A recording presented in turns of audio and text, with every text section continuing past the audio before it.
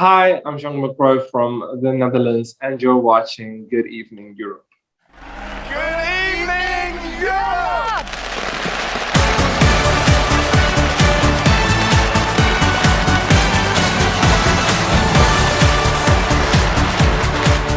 So if we start off just talking about you, who is Jeangu Macrooy?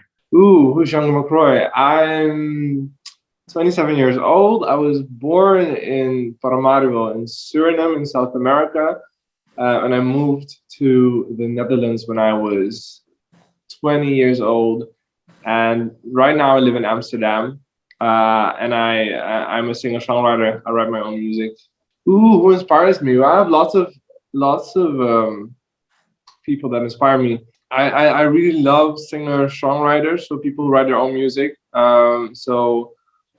I have these old school heroes of mine like Nina Simone and Joni Mitchell, but also John Mayer, also Taylor Swift, also I also like Beyonce.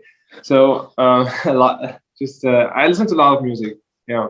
So it's a very wide range. A very wide range, yes. Yeah. And why are you in Eurovision all of a sudden? Well, I don't know the organization. Like I've had talks with like the Dutch organization that picks the people who get to represent the Netherlands over the past few years. And I guess last year I wrote a song that they really liked, and that was "Grow."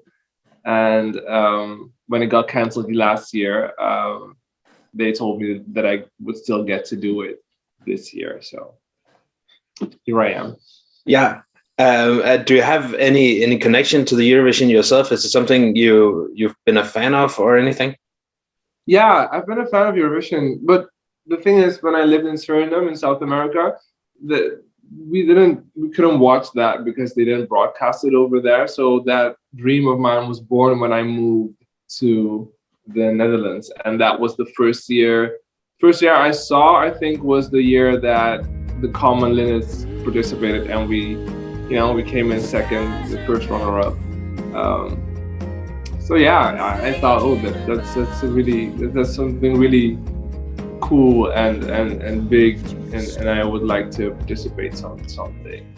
And that's a good year for a Dutch participant to start watching. Yeah, it's a very good year. Yeah. Can you feel somehow an increasing buzz around Eurovision since then? Because the Netherlands in the noughties didn't do very well, and then Anouk and the Common Linnets came, and it just took off. Can you feel that there's an increasing interest around you?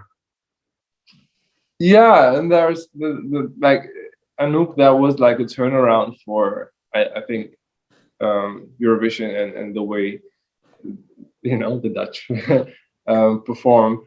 And ever since, there has been like a bit more interest and a bit more celebration of Eurovision here, I guess. And well, now this year we're hosting the festival, so I do notice that people are like even more enthusiastic than they were in the years before, because it's so close to home, and it's like it's like our party that we're hosting. And what's it like being the center of that? It's a lot. There is some pressure to it, but it's also lots of fun, because I feel very supported. I have a great team around me. There are people stopping me in the streets, and it's just saying very nice things. So it's really a roller coaster, but it's so much fun. I'm sure you would have wanted the experience to share it with like 15,000 people in the audience. What's the experience going to be like now that there's maybe I don't know, 3,000, 2,000 people? I don't know. I was worried that there was not going to be an audience. So yeah, I'm happy that there's probably going to be like 3,500 people.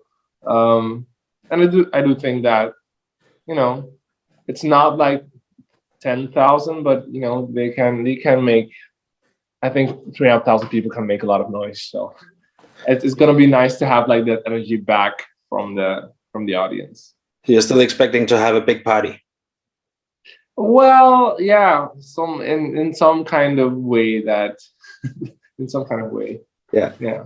So if we move on to talk about the songs, both Grow and Birth of a New Age has been very personal. So I experienced them as very personal songs from you. Yeah.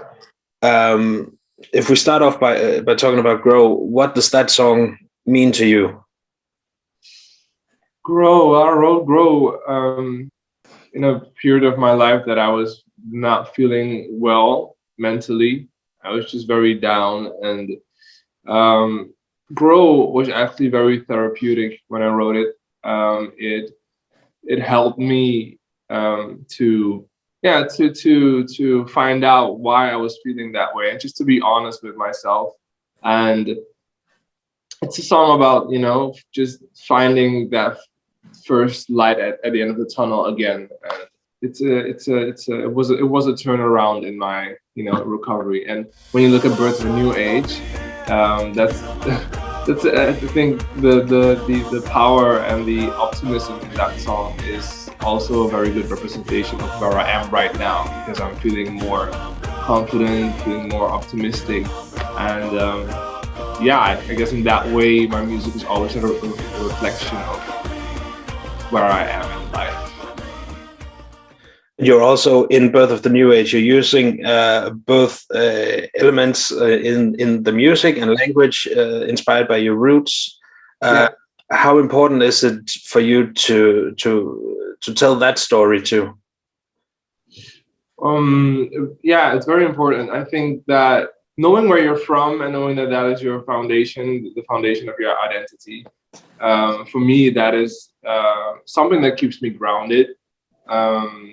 To never forget where I come from, and to use it as empowerment, to use it as something that you can also use to introduce some people to something new, and in that trying to connect people. And Birth of a New Age, why was this the song that you chose to enter to this year's contest? Well, so we have like this comment, the broadcaster here, Afro-Trotes, they also had people who had to like listen to it and to who had a say in which song it was going to be. But when I wrote this song with my producer, Quick, there was just something about it, something about the energy in the song, something about the positivity, and something about the message that felt right and fitting for this period of time. Yeah, I'm so happy that I get to.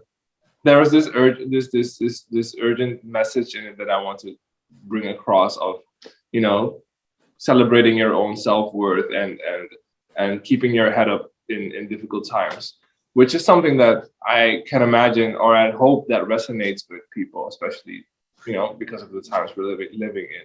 And is that the overall message you want to send with the participation? This stay true to yourself. Stay true to yourself and find and celebrate your strength, and keep your head up. It's a song about being proud of who you are, and because of that, overcoming difficult times.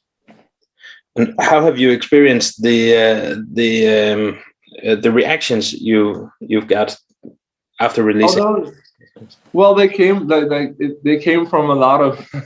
I had a lot of reactions. But first of all, of course, from the people around me, my team and my friends and my family, acquaintances, and that was just a lot of love and support. And also when I'm on my social media, I get like these really sweet messages from people who just, you know, are wishing me good luck, and that's just what I focus on. Of course, we don't want you to reveal everything, but the staging is a very big part of Eurovision. Can you maybe put some pinpointers on what we can expect? Well, I'm actually not really allowed to say anything or to reveal anything, but it's gonna be something that's in that embodies the energy of the song. But I know that's, I guess, obvious, but I think that's all I can say at this point, because we wanted to keep it a mystery until we're in Rotterdam. Have you had a chance to listen to any of the songs that you're competing against? Oh, I haven't heard everything yet. I still have to sit to listen to everything. From the ones you've listened to, do you have like a favorite? Well, I've also heard of the French song, which is a really French, like a chanson. I really love that one. Yeah. And if we go like back in time, not just looking at 2021, do you have like a favorite overall Eurovision song? Ooh, yes. I'm definitely biased, but okay, I've told you that I've been watching Eurovision like since 2014. But like Duncan is like yeah. For me it's arcade.